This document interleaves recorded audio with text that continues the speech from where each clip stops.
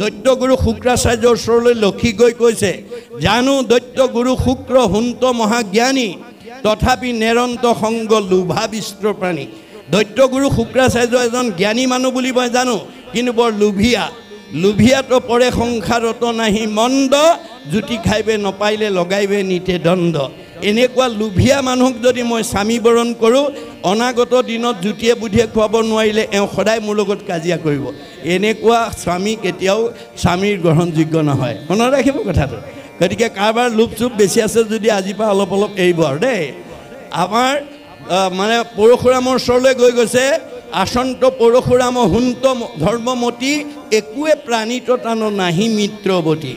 পৰশুৰাম এজন ধাৰ্মিক মানুহ হয়, কিন্তু কাৰো প্ৰতি মৰম নাই। ইহাংক বৰিলে মূৰ নৰৈব অৱস্থা, নিৰ্দয় পুৰুষে নুবুজয়ত দুখ বেথা। যে এনেকুৱা মৰম নাইকিয়া স্বামীক যদি মই স্বামী বৰণ কৰোঁ, ভৱিষ্যতে মোৰ কিবা দুখ কষ্টৰ কথা, ভাৰ্যাৰ দুখ কষ্টৰ কথা মৰম নাইকিয়া স্বামীয়ে উপলব্ধি কৰিব নোৱাৰিব। গতিকে এওঁ কেতিয়াও মোৰ স্বামীৰ উপযোগী হ'ব নোৱাৰে। গতিকে কাৰোবাৰ মৰম কমি আছে যদি আজিৰ পৰা অলপ বঢ়াব দেই, কাৰণ মৰম নাইকিয়া স্বামীক ভাৰ্যাই কেতিয়াও ভাল নাপায়।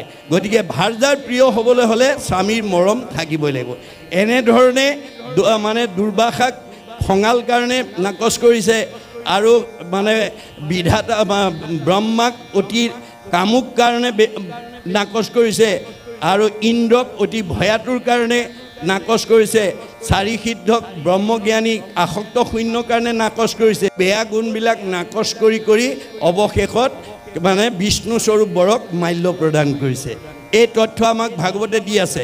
সেইকাৰণে উঠি অহা যুৱক যুৱতীসকলে যদি কোনোবা যুৱকে ভাল জীৱন সংগিনী কইনা যদি পাব বিচাৰে, ভাগৱত শুনি ল'ব লাগিব। আৰু উঠি অহা গাভৰু ছোৱালীবিলাকে যদি ভাল স্বামী জীৱন সংগিনী হিচাপে পাবলৈ বিচাৰে, ভাগৱত শুনিব লাগিব। ভাগৱতৰ বিনা জীৱনশৈলীৰ পথ আমি কোনেও মানে আৱিষ্কাৰ কৰিব নোৱাৰিম। গতিকে ভাগৱতত আমাৰ সকলো জীৱনশৈলী, জীৱন পদ্ধতিৰ নিয়মবিলাক দিয়া আছে। সেইকাৰণে মই এই আপাহতে আহ্বান জনাইছোঁ। আৰু তাৰপিছত কৈছে, আছিলন্ত শান্ত এক দ্বিজ মহাজন, কৃষ্ণৰো পৰম প্ৰিয় ভকত শোভন। সেই মিথিলা নগৰত এজন বিপ্ৰ আছিল, জিঢ় আছিল, ব্ৰাহ্মণ আছিল। তেওঁ কি বুলি কৈছে যে তেওঁ মহাজন, তেওঁ এজন শান্ত প্ৰকৃতিৰ মানুহ, আৰু তেওঁ মানে কৃষ্ণৰো পৰম প্ৰিয় ভকত শোভন। আপুনি যদি ঈশ্বৰৰ প্ৰিয় হ'ব পাৰে, আপোনাৰ চেহেৰা ভাল হ'বই, আপোনাৰ মন আনন্দত থাকিবই, আপোনাৰ পৰমায়ুস বাঢ়িবই। মনত ৰাখিব কথাটো। আপুনি ঈশ্বৰৰ প্ৰিয় হ'ব লাগিব। আৰু ঈশ্বৰৰ প্ৰিয় হ'বলৈ হ'লে আমি কি কৰিব লাগিব? যিটো নাম লয় হৰি তাৰ হয়, ই কোনো ৰহস্য বৰে। আপুনি ঈশ্বৰৰ প্ৰিয় হ'বলৈ হ'লে ঈশ্বৰক আপোনাৰ ঘৰত ৰাখিব লাগিব। ঘৰ দুখন, এখন আমাৰ এই মনুষ্য দেহটোকো ঘৰ বুলি উদ্ধৱক চিনাকি কৰি দিছে। মোহৰ সেৱাৰ যোগ্য মনুষ্য শৰীৰ, ইহাকে বুলিয়ক গৃহ জানা মহাবীৰ। এখন এখন ঘৰ। প্ৰথম আপুনি এখন ঘৰত কৃষ্ণক ৰাখিবলৈ হ'লে কৃষ্ণৰ নাম ল'ব লাগিব। যেই নাম সেই হৰি, জানা নিষ্ঠ কৰি নামৰ সংগ নচাৰন্ত হৰি। আপোনাৰ লগত কৃষ্ণ চৈতন্য হৈ আছে নে জড় হৈ আছে, আপুনি ভাগৱত শুনিলে বুজি পাব। যাৰ কৃষ্ণ চবতে আছে, কিন্তু কাৰোবাৰ ঘৰত জড় হৈ আছে, আৰু জ্বৰৰ অৱস্থাত থকাসকল জীয়াতে মৰা বুলি কৈছে। সেইকাৰণে কপিলে মাকক কৈছে, মা তুমি জীয়া মানুহৰ দৰে থাকিবলৈ চেষ্টা কৰিবা। মাকে কৈছে, বোপাই মৰা মানুহ আছে নেকি? মা, মৰা মানুহৰ সংখ্যাই পৰিয়ালত, সমাজত, পৰিৱেশত বেছি। কোনবিলাক মৰা মানুহ? সাধুৰ সংগে কৃষ্ণ কথা নুশুনে যি নৰ, জীৱন্ততে মৰা সিটো অধম পামৰ। আজিৰ দৰে সাধুৰ সংগত আহি মনত আনন্দ লগা কথা যি নুশুনে, সি মনত বেয়া লগা কথাই শুনিব লাগিব। গতিকে ভগৱন্তৰ সৃষ্টিত দুটা, এটা ভাল এটা বেয়া, এটা দিন এটা ৰাতি, এটা পোহৰ এটা আন্ধাৰ, এটা ভক্তি এটা মায়া। তত্ত্ব বতুম দুটাৰ ভিতৰতে আমাৰ জীৱক লৈ আনন্দ কৰি আছে। গতিকে আজিৰ দৰে মন ভাল লগা কথা শুনিবলৈ যি নাহে, সি মন বেয়া লগা কথাই শুনিব লাগিব। যাৰ মনটো বেয়া লাগি থাকে সি জীয়াতে মৰা। গতিকে জীয়াতে মৰা যাতে আমি, তেতিয়া মাকে ক'লে, বোপাই জীয়া মানুহ হ'বলৈ কি কৰিব লাগিব? মা, মূৰ শুনিৰ মল কথা কহন্ত শুনন্ত, মোৰ শুনিমল কথা যদি জানা পৰিয়ালক ক'বা, জীয়াৰী বোৱাৰীক ক'বা, ওচৰ চুবুৰীয়াক ক'বা, বন্ধু বান্ধৱক ক'বা। আৰু যদি নাজানা কাণ পাতি শুনিবা। শ্ৰোতা নহ'লে মা তুমি কোনোদিন জীৱনত বক্তা হ'ব নোৱাৰিবা। আনৰ ভাল কথা শুনাৰ যাৰ ধৈৰ্য নাই সি আনক ভাল কথা কোৱাৰ যোগ্যতা অৰ্জন কৰিব নোৱাৰে। মুত বিনে চিত্ত আন দেৱত নেদন্ত, মা মুত বিনে আন দেৱতাত মনোযোগ নিদিবা। কিয় ব্ৰহ্মা আদি কৰি জীৱ যত ৰাম ৰাম ৰাম ৰাম ৰাম, মায়া সজ্জা মাজে আশ্ৰয় ঘুমতি যায়। আপুনি মইনো কোন? সৃষ্টিকৰ্তা ব্ৰহ্মা, সংহাৰকৰ্তা শিৱ, পালনকৰ্তা বিষ্ণুকে প্ৰমুখ্য কৰি ৩৩ কোটি দেৱতা ভগৱানৰ মায়াত বন্দী হৈ আছে। তেওঁলোক নিজেই আন্ধাৰত আছে। আন্ধাৰত থকা দেৱতাৰ আশ্ৰয় ল'লে কোনোবাই পোহৰ পাব নেকি? আন্ধাৰত বহি থকা মানুহ এজনৰ কাষত বহিলে কোনোবাই পোহৰ পাব নেকি? নাপায়। ক'ত বহিব লাগিব? যে মাং প্ৰপদন্তে মায়া মেতাম তৰন্তিতে, মই পোহৰ, মই শাশ্বত, মই সনাতন, মই ব্ৰহ্ম। মোৰ কাষত যেতিয়ালৈকে আশ্ৰয় নল'বা তেতিয়ালৈকে মোৰ সৃষ্ট অজ্ঞান আন্ধাৰ দুখ কষ্টতে তুমি ভোগ কৰি থাকিব লাগিব। আৰু মোত আশ্ৰয় লোৱাৰ লগে লগে পৰম আনন্দ আহি মনত মিলয়, তেবে তাকো আৰু তিনি তাপে নোচোৱায়। আমি যেতিয়ালৈকে ভগৱন্তৰ আশ্ৰয় ল'ব নোৱাৰিম তেতিয়ালৈকে এই তিনিটা লেয়াৰৰ ভিতৰতে আমাৰ জীৱ ঘূৰি থাকিব লাগিব। পুনৰপি জনমম পুনৰপি মৰণম, পুনৰপি জনমম পুনৰপি মৰণম। এই জন্মত নহয় অহা জন্ম, অহা জন্ম নহয় পৰজন্ম, কোটি জন্মত হ'লেও আজিৰ দৰে পৰিৱেশলৈ আহি ভাগৱত শুনি যেতিয়ালৈকে মন পবিত্ৰ কৰিব নোৱাৰিব তেতিয়ালৈকে জীৱ সংসাৰ চক্ৰত ঘূৰিয়েই থাকিব। এয়াই হৈছে ভাগৱত দৰ্শন। এই কথাখিনি জানিবৰ কাৰণে, বুজিবৰ কাৰণে আৰু উঠি অহা প্ৰজন্মক বুজাবৰ কাৰণে আমি প্ৰত্যেকে যদি অকণমান কায়িক, মানসিক, বৌদ্ধিক, আৰ্থিকভাৱে ত্যাগ কৰিব পাৰোঁ, এয়া হ'ব আমাৰ অক্ষয় পুণ্য। আজি আপোনালোকে 5টা দিনৰ কাৰ্যসূচী সফল ৰূপায়ণৰ কাৰণে যিসকলে দান বৰঙণি দিছে, আপোনালোকৰ উপাৰ্জনৰ সাৰ্থকতা কৰিছে। অৰ্থ আৰ্জি 12 কিঞ্চিত একো নাহি ফল, যদি নভজয় হৰি চৰণ কমল। আমি ধন উপাৰ্জন কৰি যদি ভগৱন্তৰ সেৱা কৰ্মত যদি ব্যৱহাৰ কৰিব নোৱাৰোঁ, সেই ধনৰ কোনো মূল্য নাই। কিয়? দুখ কৰি ধন ধান আৰ্জা যত মানে, কৃষ্ণে এৰে যদি তাকো খাইবে আনে। আপুনি যিমান ব্যৱসায় বাণিজ্য চাকৰি কৰি ধন সংগ্ৰহ কৰি বেংকত ফিক্সড ডিপজিট কৰি নাৰাখক, কিম্বা যিদিনাখন আমাৰ দেহৰ পৰা আত্মা ওলাই যাব আপোনাৰ ফিক্সড ডিপজিটৰ টকাটো আপুনি ভোগ কৰিবলৈ নাপায়। কোনে ভোগ কৰিব? নমিনীয়ে ভোগ কৰিব। সেইকাৰণে গুৰুজনে কৈছে, জীয়াই থাকোঁতেই নিজ হস্তে আৰ্জি যদি উক জগন্নাথ, কিছু ব্যয় কৰি উক হৰিৰ সেৱাত। এই দুখন হাতেৰে যি উপাৰ্জন কৰিছা তাৰ কিবা এটা অংশ ভগৱানৰ সেৱা কৰ্মত ব্যৱহাৰ কৰিবা। যিবা কিছু আছে ধন, তেজাত আৰু মোহ মন, কিছু ব্যয় কৰা হৰি অৰ্থে। ভগৱানে যি দিছে তাতে মোহগ্ৰস্ত হৈ নাথাকিব। দিল খুচিকৈ পবিত্ৰ অন্তৰে দিবা, তেবে সে ভকতি বাঢ়ে, মাধৱত প্ৰেম চৰে, তেবে ধন নাযায় তাৰ ব্যৰ্থে। এই 5 দিনীয়া কাৰ্যসূচী সফল ৰূপায়ণৰ কাৰণে যিসকলে দান বৰঙণি দিছে, এয়া ব্যৰ্থ হৈ যোৱা নাই। এক গুণ লগাইলে অনন্ত গুণ হয়, নাজানি মুগুধ হবে ধন সাঞ্চিত হয়। এই কথাটো নজনা মানুহে ভাল কামত পইচা খৰচ কৰিবলৈ ইচ্ছা নকৰে। ফলত কি হয়? ভগৱানে কৈছে, শাকত নেখাই লোন, পিটিকাত যাব 3 গুণ।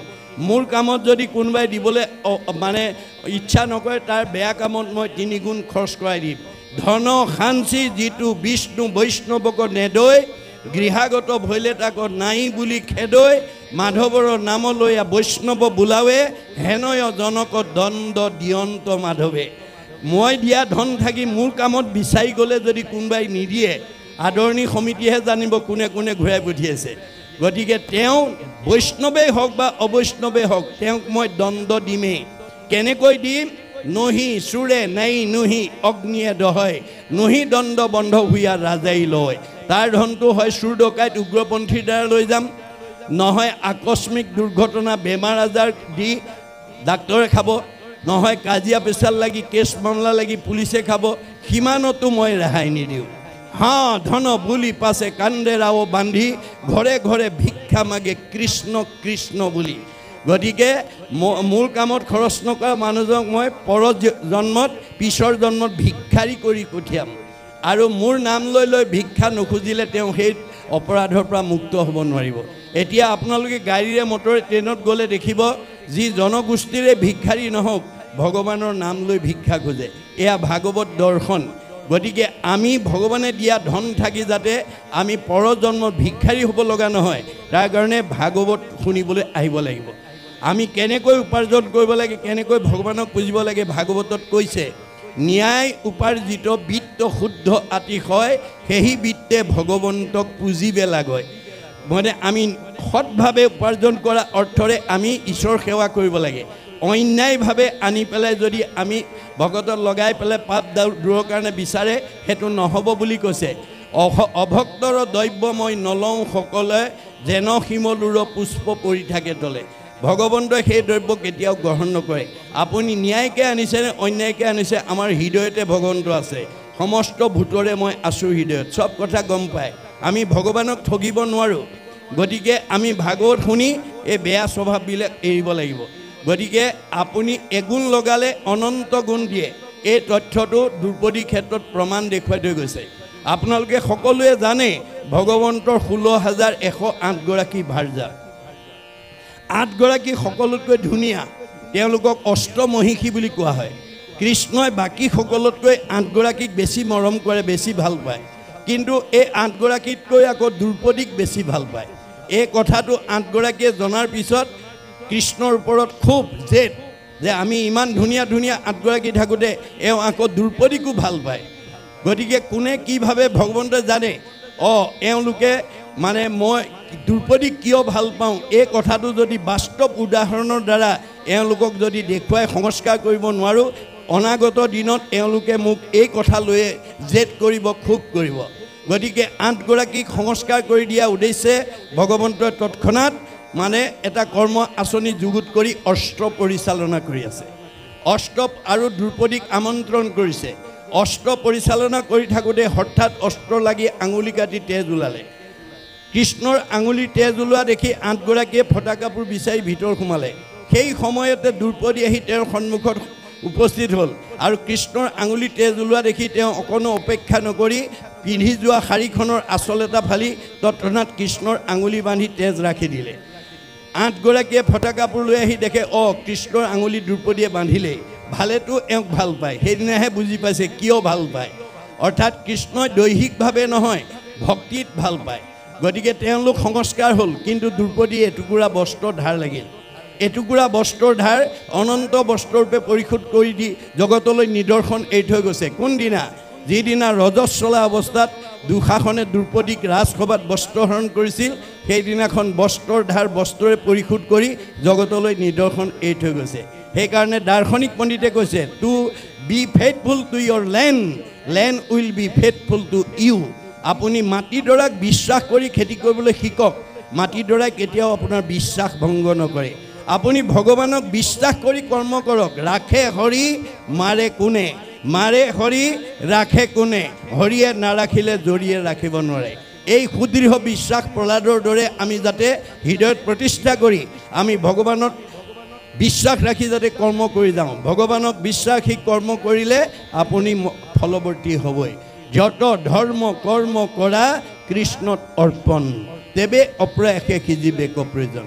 সকলো প্ৰয়োজন আমাক সাধন কৰিব। মাত্ৰ নিয়মবিলাক আমি ভাগৱতৰ পৰা আমি বুটলি নি নিজৰ লগতে পৰিয়াল সমাজক যাতে আমি বিলাই দিব পাৰোঁ, তাৰ প্ৰতি আমি গুৰুত্ব দিব লাগিব। তাৰপিছত কৈছে নামে শ্ৰুতত এব মহাজনত প্ৰখ্যাত, শ্ৰৱণতে ঈশ্বৰক কৰিলা সাক্ষাৎ। সেই মিথিলাৰ যিজন দুখীয়া মানুহ, সেইজনে কৃষ্ণৰ কথা শুনিয়েই কৃষ্ণক সাক্ষাৎ কৰিবলৈ সক্ষম হ'ল। গতিকে এই তথ্যটো আমাক আমাৰ ব্ৰজধামৰ গোপীসকলৰ ক্ষেত্ৰত আমাক দেখুৱাই থৈ গৈছে। আপোনালোকে জানে কুৰকংশক বধ কৰিবৰ কাৰণে অসুৰে যেতিয়া কৃষ্ণ বলৰামক ব্ৰজধামৰ পৰা আনিবলৈ গৈছিল, ব্ৰজৰ গোপীসকলে পঠাব খোজা নাছিল। কিন্তু অসুৰে ক'লে হে গোপী সমস্ত, কুৰকংশৰ অত্যাচাৰত মথুৰাবাসী ত্ৰাহি মধুসূদন দেখিছে, কেইটামান দিনৰ কাৰণে কৃষ্ণক মোক দিয়া, কংসক বধ কৰাৰ পিছতে তোমালোকৰ ইয়ালৈকে আকৌ ঘূৰাই পঠিয়াম। অসুৰৰ কথাত বিশ্বাস কৰি কৃষ্ণ বলৰামক পঠালে। ধনুযজ্ঞ ভংগ কৰি কৃষ্ণ মানে কংসক বধ কৰিলে, কিন্তু গকুললৈ আৰু ঘূৰি নগ'ল। যাৰ কাৰণে গকুলৰ ব্ৰজসকলে কৃষ্ণৰ বিৰহত কান্দি কান্দি খোৱা বোৱা এৰি হিয়ালি জিয়ালি হৈছে। ভগৱন্ত সকলোৰে হৃদয়তে আছে, কোনে কি কৰে চব জানে।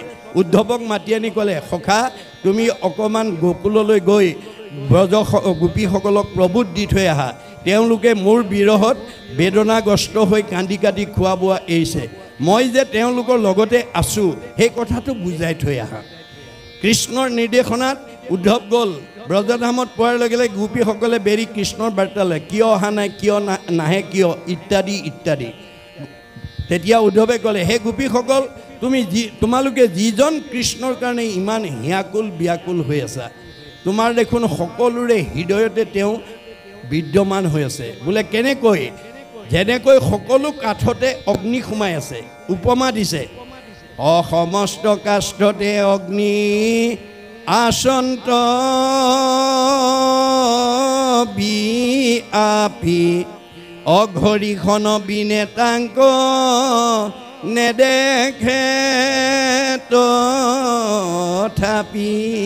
সকলো কাঠতে অগ্নি সোমাই আছে, কিন্তু যেতিয়ালৈকে ঘঁহাই দিয়া নাযায় তাৰ ভিতৰৰ অগ্নিটো কোনেও দেখা নাপায়। উদাহৰণস্বৰূপে জুইচিলা কাঠিটোতে বাঁহটোতে অগ্নি সোমাই আছে। এহাতে কাঠিটো আৰু এহাতে বাঁহটো লৈ যদি দিনটো বহি থাকে, আমি তাৰ ভিতৰৰ জুইটো দেখিমনে? নেদেখোঁ। কাঠিটো লৈ যেতিয়ালৈকে বাঁহটোত ঘঁহাই নিদিয়ে তেতিয়ালৈকে তাৰ ভিতৰৰ জুইটো আমি দেখা নাপাওঁ। সেইমতে সেইমতে কৃষ্ণ সকলোৰে হৃদয়তে আছে, সেইমতে কৃষ্ণ আছে সবাৰো হৃদিত, ভকতি নভৈলে নুন্ত কাহাঁতো বিদিত। আমাৰ সকলোৰে হৃদয়তে কৃষ্ণ আছে, কিন্তু আজিৰ দৰে যদি আমি ঈশ্বৰৰ কথা শ্ৰৱণ কীৰ্তন নকৰোঁ, আমি প্ৰত্যেকৰ হৃদয়ৰ কৃষ্ণ কথা উপলব্ধি কৰিব নোৱাৰোঁ। যাৰ কাৰণে আজি আমাৰ বহুতে এজনে আনজনক আঘাত পোৱাকৈ কথা কয়, মনত দুখ দিয়াকৈ কথা কয়। গতিকে আমি যেতিয়া কৃষ্ণ সকলোৰে হৃদয়তে আছে বুলি জানিম, সেইদিনা আৰু আমাৰ সেই ব্যৱহাৰ তেনেকুৱা নহ'ব।